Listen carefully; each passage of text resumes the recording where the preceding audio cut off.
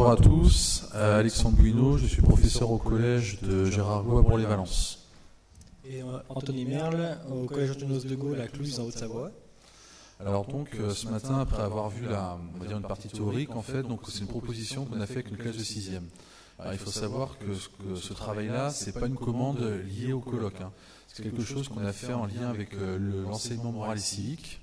Donc ensuite, on nous a demandé d'effectuer une présentation puisque c'est en lien avec l'EMI. Donc il y aura à la fois le projet, les enjeux, l'activité proposée, des pistes et des prolongements, les points positifs de cette activité, et puis également les limites, hein, en tout cas les conclusions qu'on a pu effectuer. Alors, par rapport au projet, donc en fait avec Anthony, on a décidé de travailler chacun avec une classe de 6e. Donc pour les nouveaux programmes sur l'enseignement moral et civique, donc qui sont rentrés en vigueur en septembre 2015. Donc on est tous les deux enseignants en histoire-géographie, et donc ça c'est un projet, vous allez le voir, hein, qui s'inscrit notamment dans une approche pluridisciplinaire. C'est un petit peu l'objectif. Alors ici, on voulait que les élèves comprennent que l'utilisation d'Internet et les recherches forcément s'inscrit dans une démarche critique. Ce matin, vous avez vu qu'il y a eu beaucoup de références par rapport à ça, et justement, on a essayé de faire un travail concret avec des élèves de 11 ans face notamment aux moteurs de recherche. Et vous allez voir que les conclusions sont parfois peuvent vraiment poser problème. C'est également, on insiste là-dessus, une démarche participative, puisque c'est un dispositif croisé, c'est-à-dire que vous allez voir, hein, que les élèves ont dû après confronter les informations qu'ils ont obtenues.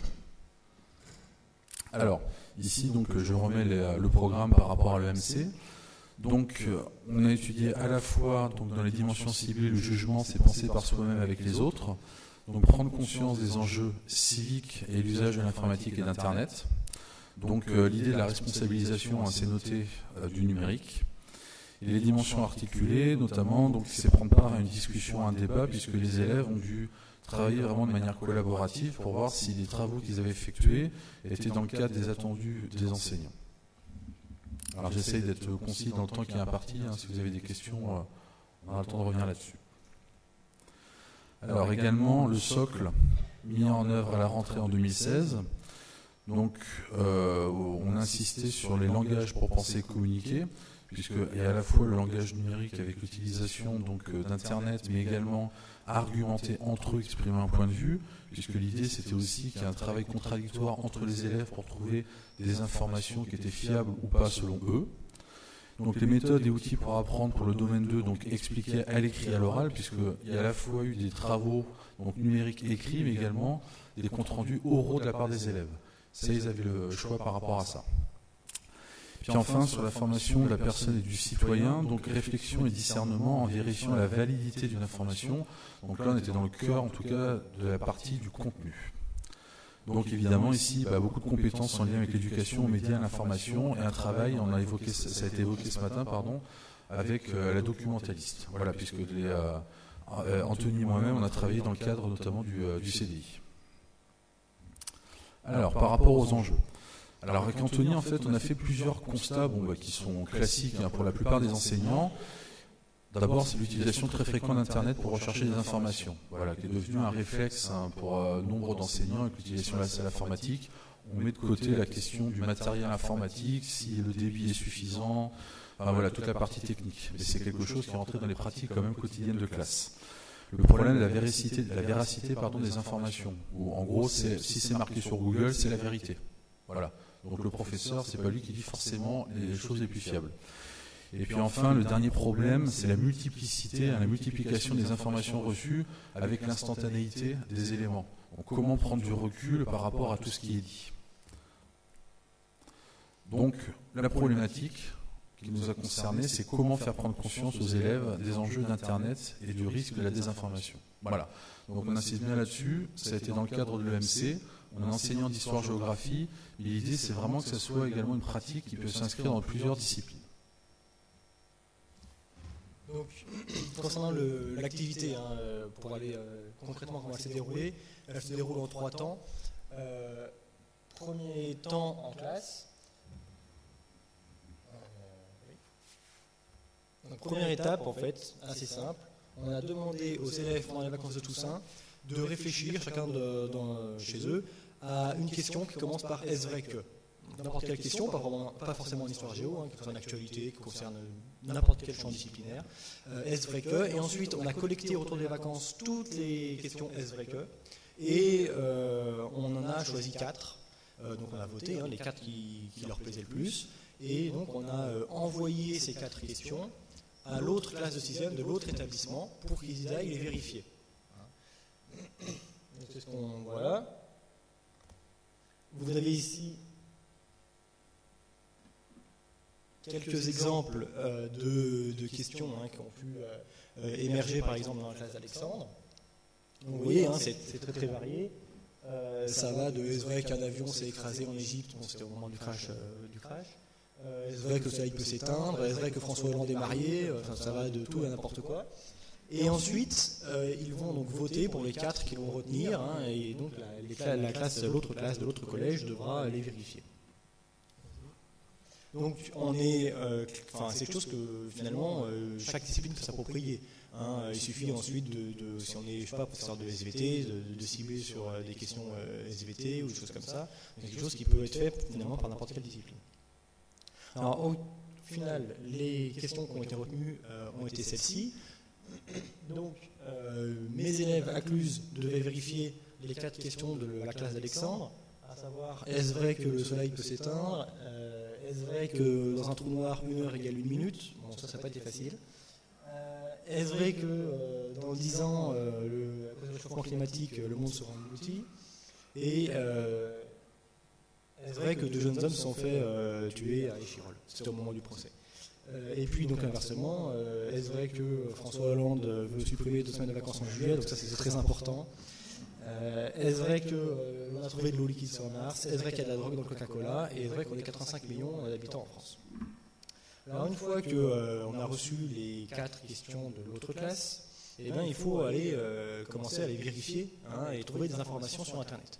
Alors avant de les envoyer en salle informatique ou au CDI chercher de l'information, on a d'abord en classe essayé de faire une grille pour permettre d'évaluer la fiabilité d'un site.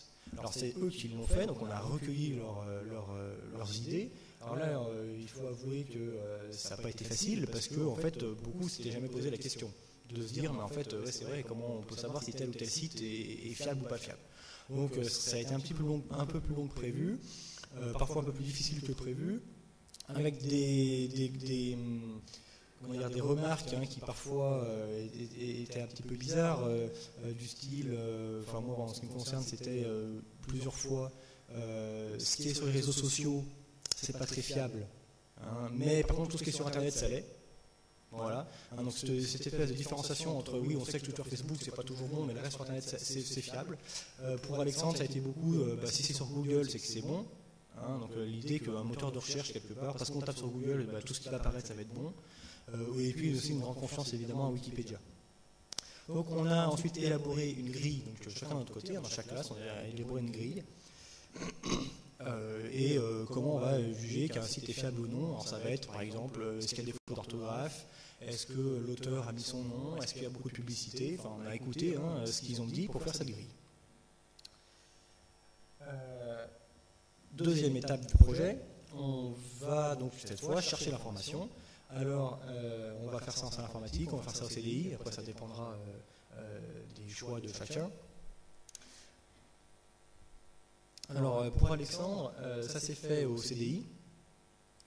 Chaque groupe dispose de 2 postes, donc il y avait 4 questions, donc ça fait 8 groupes en tout, 2 groupes pour chaque question.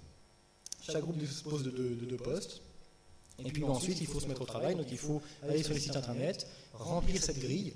À chaque fois qu'on va sur un site, on remplit la grille pour voir, on coche, l'orthographe c'est bon, c'est pas bon, l'auteur c'est bon, c'est pas bon, etc. pour essayer de juger si le site est fiable ou pas fiable. Voilà. Alors il y a eu quelques problèmes évidents, qui notamment en termes de méthodologie, de technique, où voilà, le professeur doit accompagner pour essayer de répondre aux questions, d'orienter. Voilà, il y a aussi la question évidemment du copier-coller, parce que très vite ils se mettent à copier-coller tout ce qu'ils trouvent et puis ils se retrouvent avec un fichier Word qui fait 4-5 pages avec un mot sur 2 qu'ils comprennent. Donc voilà, il y a eu différentes manières de travailler. Je vais te laisser la parole là-dessus.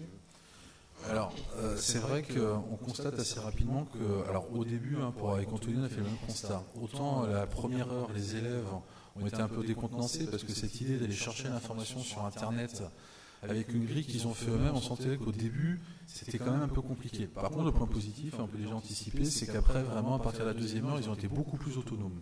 Donc ça, pour le coup, c'est quelque chose qui était vraiment bien. Alors, différentes manières de travailler. Alors, ça a été évoqué là aussi ce matin. C'est vrai que là, la posture de l'enseignant n'est pas la même. Puisque là, les élèves essaient de travailler en autonomie. Donc, moi, j'étais aussi aidé avec la professeure documentaliste. Et c'est vrai qu'on est plus ici, on n'est pas de manière frontale, mais on est plus dans un accompagnement. Alors, là aussi, c'est intéressant parce qu'on voit que les profils des élèves, par exemple, les élèves qui sont très scolaires, peuvent être décontenancés par de telles approches. Alors que des élèves qui sont un peu plus décrocheurs, justement, ils ont pris confiance assez vite avec un tel procédé. Alors, en gros, je vous ai fait ce petit schéma, donc pour montrer comment ça s'est passé avec différents groupes. Alors, en haut, vous pouvez voir qu'il y a une autonomie par deux, puis une mise en commun après 1h30 de recherche. Donc des groupes, en fait, se sont d'abord scindés. Ils ne voulaient pas travailler par quatre d'abord, ils ont travaillé chacun de leur côté, et ensuite, ils ont travaillé ensemble pour regrouper. Ensuite, sur la droite, j'ai marqué manque de cohérence et d'entente dans le groupe, il y a eu des isolats. C'est-à-dire que certains travaillaient en groupe, ce n'était pas tellement l'activité qui a posé problème, mais en fait, cette idée de travailler en groupe, pourtant c'est quelque chose en tout cas moi dans mes pratiques que je fais régulièrement, ça les a dérangés. Il y avait cette idée que l'ordinateur doit avoir un côté exclusif et qu'il ne doit pas être partagé. Ensuite, donc c'est marqué en bas, donc il y a eu des groupes, il y a eu des discussions très intéressantes sur la manière de rechercher les informations, c'est-à-dire ils ne se sont pas jetés sur Internet, on dit voilà, comment on va procéder pour essayer d'être le plus efficace possible. Ça, j'avoue que ça a été une bonne surprise, parce que c'est quand même des élèves de 11 ans, voilà, qui ne se posent pas forcément tout le temps ces questions-là, et il y a quand même quelques élèves qui ont eu vraiment des réflexions qui étaient intéressantes par rapport à ça. Ensuite, il y a eu deux groupes qui ont travaillé sur un même thème. Alors, moi, j'avais donné la possibilité, si vous voulez, d'avoir une concertation entre eux pour s'aider. Non, ils sont restés chacun de leur côté, ils ne voulaient certainement pas présenter leurs sources, s'ils étaient fiables ou pas. Un peu la compétition, pour arriver au meilleur rendu. Et puis enfin, donc, j'ai marqué qu'un groupe a réfléchi en amont sur la manière de présenter son travail, ce qui a influencé ses recherches. C'est-à-dire, ils se sont dit, bon, pour nous, la méthodologie la plus adaptée, ce serait de trouver du texte pour ensuite s'enregistrer à l'oral. Parce qu'ils se sont rendus que techniquement, ils ne se sentaient pas en fait d'utiliser du traitement de texte avec l'utilisation d'images. Et donc, en termes de production, il y a eu des choses très différentes. Donc moi j'avais fait des présentations avant d'outils, par exemple des diaporamas. Alors le diaporama pour les élèves c'est super puisqu'on peut mettre des images, on peut faire des animations, mais ils se rendent compte très vite que faire des animations ça demande un peu de compétences techniques. Ils ont pris assez peur rapidement et certains qui voulaient faire des diaporamas ont arrêté et ils sont revenus au traitement de texte. Voilà. Donc ensuite il y a eu des enregistrements audio. Alors sur les enregistrements audio, là, aucune compétence technique, je ne sais pas si vous connaissez, notamment il y a les collègues d'anglais qui utilisent le logiciel Audacity, mais si vous n'avez pas un tel logiciel, vous allez sur Internet, par exemple sur Google, vous mettez ça enregistré en ligne, vous prenez le premier lien et vous avez des sites, et donc c'est très simple, les élèves ils prennent un casque, ils font enregistrer, ils s'arrêtent, vous faites sauvegarder, c'est en VLC, donc ça se fait très facilement, puis voilà, vous le récupérez. Donc il y a eu des traitements de texte avec insertion d'images, ça s'est beaucoup fait. Et donc, il y a eu un enregistrement audio associé des images. Voilà. Donc, on voit différents types de profils qui ont été choisis par les élèves. En tout cas, pour moi, avec ma classe. Alors, à Cluse, ça a été mené un petit peu différemment. Donc, toujours 8 groupes, 2 groupes par question. Sauf que donc, la moitié des groupes étaient au CDI avec le documentaliste et l'autre moitié avec moi en salle informatique. Ce qui fait que là, il y avait vraiment un suivi. Parce que finalement, on se retrouve avec une moitié de classe chacun, et c'était très facile de suivre chaque groupe et de l'accompagner dans ses recherches.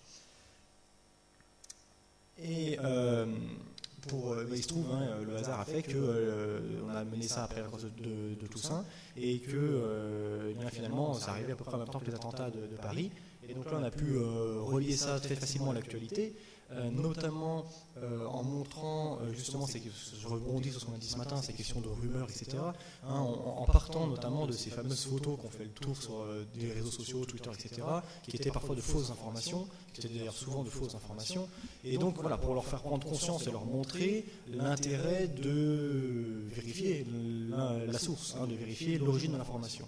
Et notamment, par exemple, pour prendre la première, cette photo qui a alimenté beaucoup Twitter, soi-disant c'était un cliché du Bataclan juste avant le massacre. Alors évidemment les musiciens du groupe sont bien les bons, sauf qu'on n'est pas du tout au Bataclan, on est dans une salle de spectacle en Irlande. L'ambassadeur de France aux États-Unis s'est fait avoir et a partagé cette photo en montrant. Voilà. Donc c'était un moyen de montrer que tout le monde pouvait se faire avoir par la question de la fiabilité, de l'origine des sources, etc. Donc voilà, c'est un moyen de donner du sens aussi à cette activité.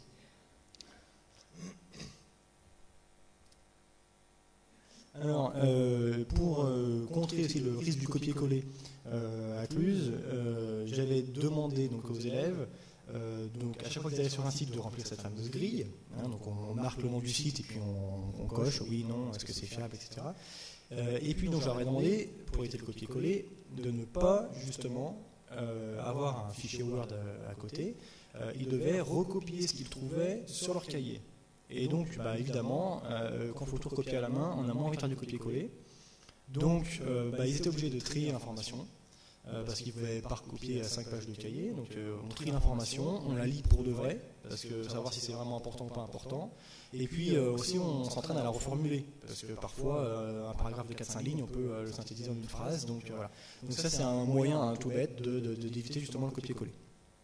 Et pour moi, tous les groupes ont fait le choix d'un enregistrement oral sur Audacity.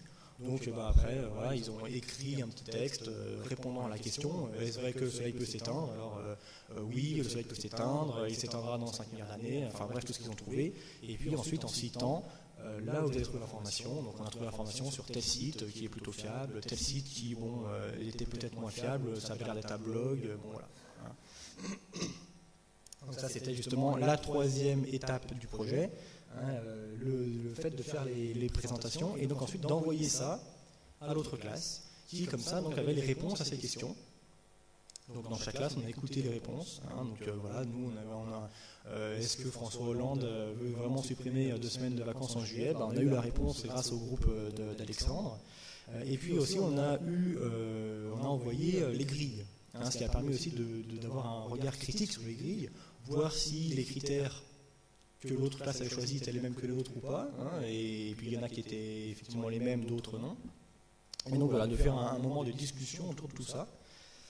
Et ensuite donc d'élaborer une nouvelle grille, à partir de tout ça, une nouvelle grille commune pour juger de la fiabilité d'un site.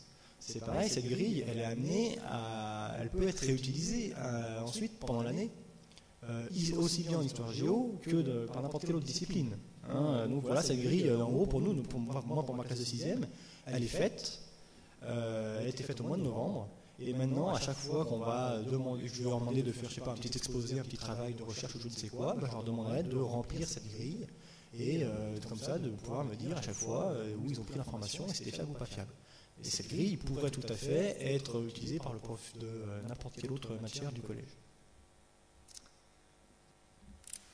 Alors, donc j'essaie d'être rapide pour respecter le timing.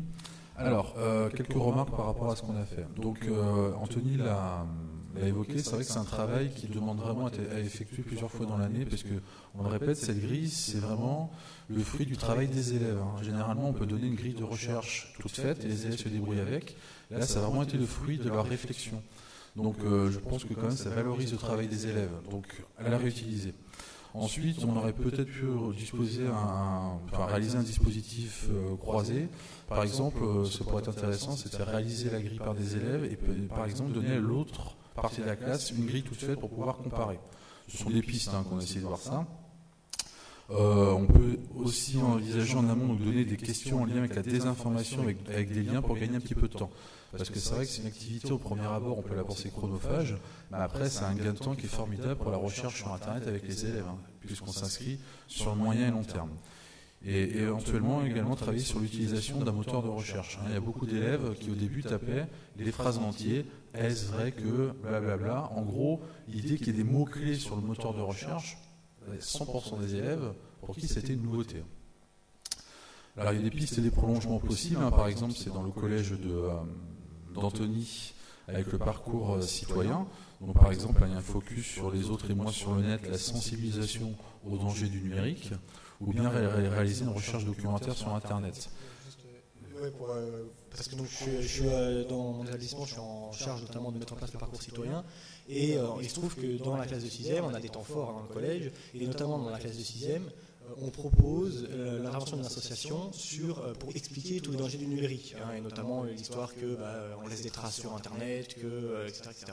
Et donc, finalement, cette activité s'intègre parfaitement dans le parcours citoyen, et quelque part, ça fait lien, ça fait sens à l'élève de 6e qui va faire cette activité en EMC, qui ensuite va rencontrer une association pour expliquer les dangers du numérique, qui va aussi...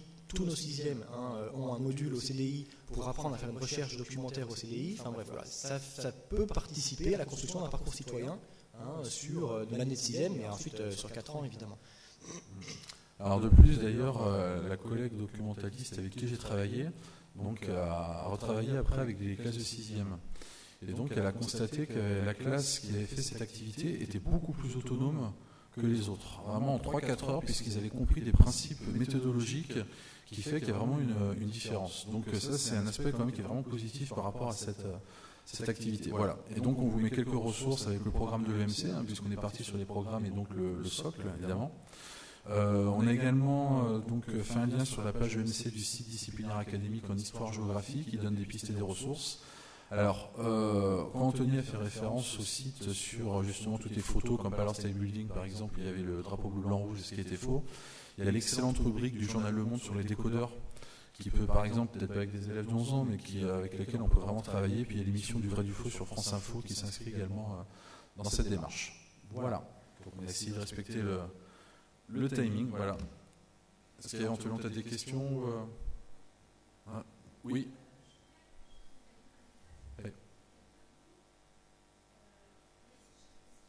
Oui.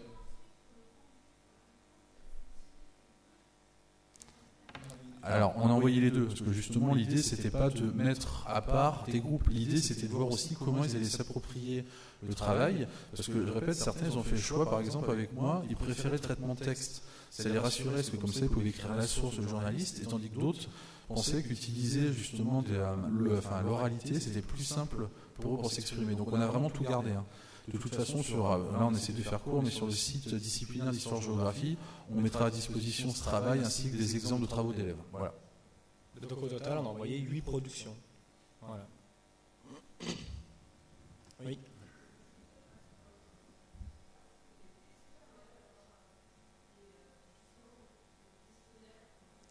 Tout sera mis en ligne sur le site académique, donc Histoire Géo, dans la rubrique EMC. Sachant que normalement, bientôt un nouveau site devrait voir le jour consacré à l'EMC. Voilà. L'idée, c'est qu'on mette ça en ligne assez rapidement. Normalement, en plus c'est moi qui mets en ligne, donc ça va être c'est facile. Je pense que d'ici une semaine, ça sera mis en ligne sur le site, quoi. Donc on va mettre des productions d'élèves, on mettra les grilles qu'on a et que les élèves ont réalisées, et donc le PowerPoint que vous venez de voir.